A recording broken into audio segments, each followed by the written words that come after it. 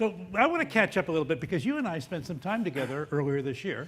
Yes. And I want to give people kind of a sense of kind of the fact you're up to a bunch of stuff. So you were talking about driving organizational change. How's that going? Before we start, I just want to thank you for that, for helping me, helping my company, helping our valley, helping our industry, being our commentator, our historian, our sage. You have added so much value to everything we do. Thank you very much. Okay. Global Benefactor, right there. Okay, let the grilling begin. Well, no, but so how's the organizational change project? How's that?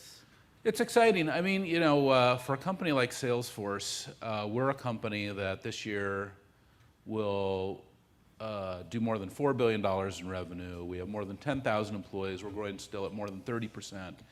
And it's just fast growing. And when you have that much change and that much growth, any type of organizational change is complex. I don't think it's as complex as the Mars project, however.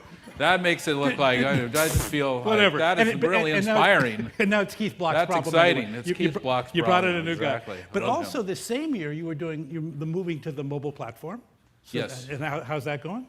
Yes, that's great. I mean, you know, our industry is just a beautiful thing. It's a continuum, and it's constant. All these technologies. I mean, you hear automobile, space exploration. This is the nature of the X Prize. You know, all this technology is constantly getting lower cost and easier to use. It's just awesome. It's just riding the continuum that's so complicated.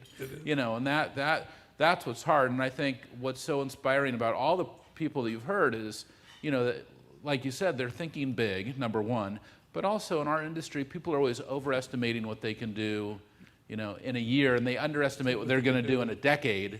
And I think for the entrepreneurs, the leaders, the visionaries who can kind of get through that block, that they can see the future, truly. So many people in this industry can see the future, that they can create this amazing next world for us. It's just awesome. Well, here's the point I was kind of trying to get to.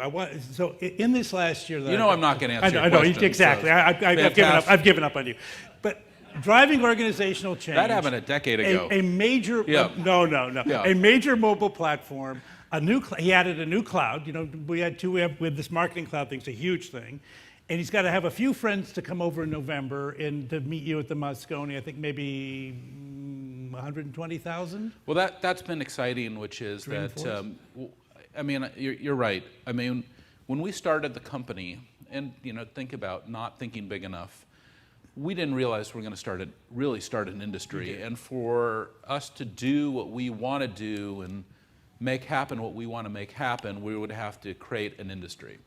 And it has happened. It's exciting. You do see this cloud computing industry, and then of course, our company conference, for whatever reason, Dreamforce, has become the industry conference, and so we'll have 120,000 people come, you know, November 18th, 19th, and 20th, all over the world, and you just see this manifestation of creativity and inspiration and excitement and power. I mean, it's really phenomenal. It's amazing. So here was the point I'm leading to. This man's world is nonstop. It's always been that way ever since I've known him, and long before that.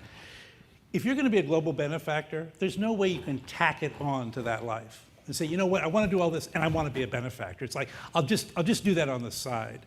And so one of the most amazing things, and it's very well documented in Behind the Cloud, but I want to kind of just walk through this story a bit, is to build in an integrated approach from day one. I mean, so kind of just tell us a little bit about how the thinking went into that. How did that first foundation set of things get going? What was going on, and where the 1-1-1 thing came from? Well, I mean, I think it's a good lesson, and I think, you know, I was reflecting yesterday. I turned 49, and so I thought about, you know, I'm kind of entering my third of my life. I'm probably already squarely in it. You're a baby. But you know, the first thirds of our life are very much about learning. The second thirds of our life is very much about creating, and the third third of our life is very much, I think, about giving back and teaching and mentoring. But you know, what I realized yesterday is all three of those things, learning, creating, and giving, are all happening simultaneously, you know, in the present moment. And when we can kind of get into that present moment reality that, wow, all of this is happening, and that you want this integrated approach, it can be extremely fulfilling. It can be enlightening, and honestly, it can be grace. It can be a continual set of grace in your life. And this kind of revelation for me came way more than a decade ago, I was still at Oracle. Yeah. It was about 1997, and I was invited to a conference that was being chaired by Colin Powell. And this conference was really awesome, called the President Summit for America's Future. Was the 5 living presidents of the United States at that time. Nancy Reagan at the time represented Ronald Reagan. And Colin Powell's message was very simple. All you folks have come here from corporations, and the assets that you have in your corporations, the money, the talent, the time, the relationships, the technology, well, it needs to be used to help others. And when are you guys going to kind of wake up and realize that we have all these amazing corporations in this country, and we can turn the power of those corporations back into a tremendous amount of grace and service to our communities. And I went back, and at the time I talked to Larry Ellison, who was my manager, and he's like, this is great. They've got America's Promise. We'll create Oracle's Promise. We're going to have $100 million. We're going to put computers in schools and network schools. And I was all into it. So, the mornings, I'm out there in the schools. Afternoons, I'm building software. But in the mornings, we're in schools all over the country. Anyway, Colin Powell asked us to do a school in Washington, D.C., McFarland Middle School. And we have these 2 great engineers, Mitch Wallace and Jim Cavallari. They go out there. They've got 100 computers. They've let the Oracle office know. We have a big office in Bethesda, Maryland, because the government's a huge customer of Oracle. And they call and they go, oh, we have a huge problem. It's 110 degrees. We got the computers. It's 3 flights. We're never going to get this done. And all the employees from Oracle, well, they haven't shown up because they don't realize it's important to us. And I recognized that at a very key moment that there was a problem. The problem was that those employees didn't realize that it was important to the company, to our culture, because it wasn't part of our company or culture. It was exactly as you said, it was tacked on. I had to have this very uncomfortable call with Colin Powell. I had to call him. I had to say, oh, General, I'm so sorry. The computers are not going in today. He's yelling at me, hangs up on the phone on me, really, upsetting. Anyway, my phone rings again 30 minutes later, and Jim and Mitch are on the phone, and they're going, well, a battalion of Marines just arrived here at McFarland Middle School. And I'm like, it's good to be the general. So, but so when you did your own, got those computers in, fortunately. But when you so when you went to do your own computer, your own company, what did you do instead? Well, I think the message is you got to do it from the beginning. You got to integrate it into your culture. And you know what? Your employees want you to do it. Your customers want you to do it. Your partners want you to do it. And do your investors want you to do it? Your investors want you to do it because it creates a better company. It also attracts more talent.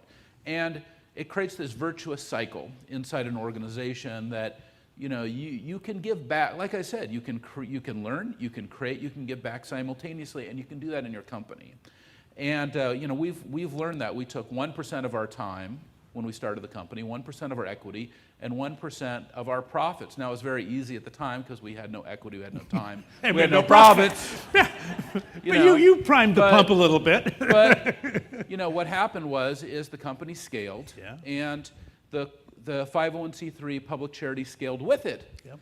And so today we've given away tens of millions of dollars. We have over 100 employees in the foundation. We have 20,000 nonprofits for free running on our service. We don't charge nonprofits or NGOs for our products, which is great. And I mean, that's, we applaud, but that's an applauding of a decision 14 years ago. Yeah. And that's my point, which is it's the grace that actually will continues to come. And it's a feel-good thing. I can't tell you how many panels, how many people, how many random occurrences I have where people say, oh, well, I'm using Salesforce for this amazing, phenomenal thing. And I'm like, this is just, the power of giving back. And I think that we are an industry of creationism and kind of never-ending cycles of improvement. But we don't do a great job of giving and generosity and thinking about compassion into our companies from the beginning, from the get-go, and it's so easy actually to do, as we've proven. And by the way, we've inspired a lot of other great companies to follow along. We mentor those companies, show them how to do it, because it's a great and it's fun. It's a great aspect of a company to be able to give back. And then personally, I'm very, my wife is here tonight, and she's my partner in my philanthropic efforts. Hey, Lynn, would you just stand up and Please. Thank you for that. Yeah. And Never miss a chance to humiliate your spouse. It's worth a million. It's a professional speaker right here, ladies and gentlemen. But we've given $100 million to UCSF to build a new children's hospital in San Francisco. But honestly, we're really committed to really giving a vast majority of our wealth away because it's easy to do. It's massively impactful, actually, and there's organizations who desperately need it. And so we can do it personally, we can do it organizationally, and then you get this whole ecosystem of folks around you that show how possible it is to do, and that's the inspiring thing. Well, I want to just touch on one thing, because one of the things that's characterized the workforce in the last 10 years in particular is there's a much stronger sense, I think, of altruism in the workforce than the decade that prior to that, where there was, I think, much more oriented toward just wealth accumulation. So this structural thing that you've done, you've been at Well, this I don't now. think you should go on from that, because, we have inspiring figures today in society like Bill Gates. And you know what Bill Gates has done in the last 10 years, it's pretty awesome. I was just with Bill Gates at a conference, and I had an opportunity to talk to him, and smiling ear to ear, far happier when he was working at Microsoft. He used to be this grumpy guy.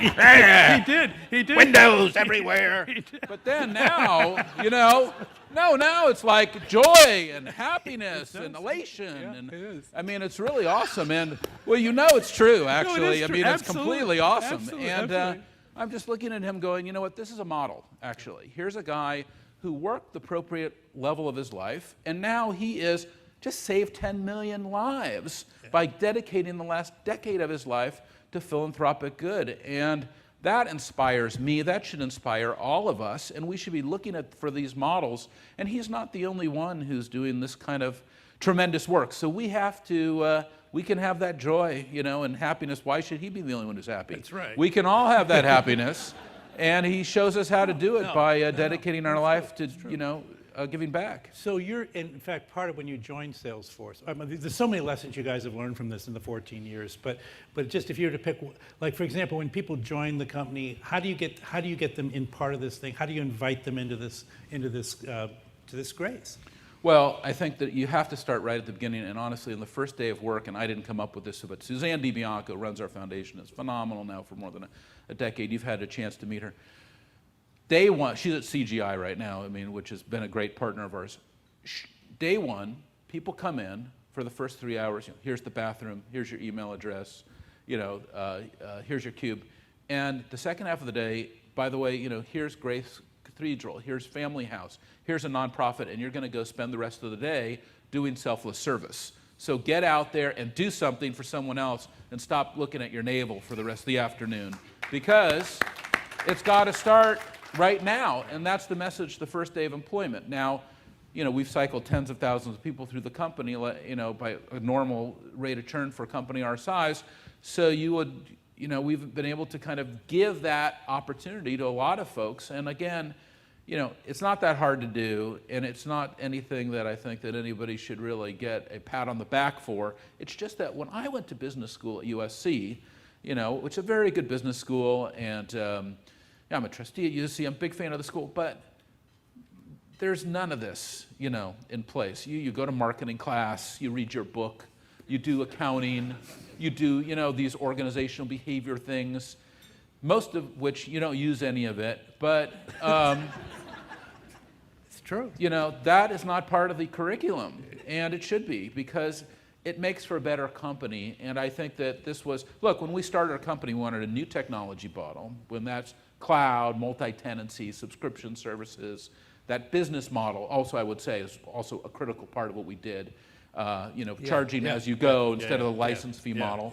But then a new philanthropic model. I think a new philanthropic model was very much one of our goals, and it's exciting to see it pay out. That it's turned into be something that we could really get some truth out of and get that light out to everybody. Well, the world is a better place, and thank you very much. Thanks, on and behalf thanks of for the everyone. hat. I really appreciate it. Thanks a lot. Thanks, buddy. Take care.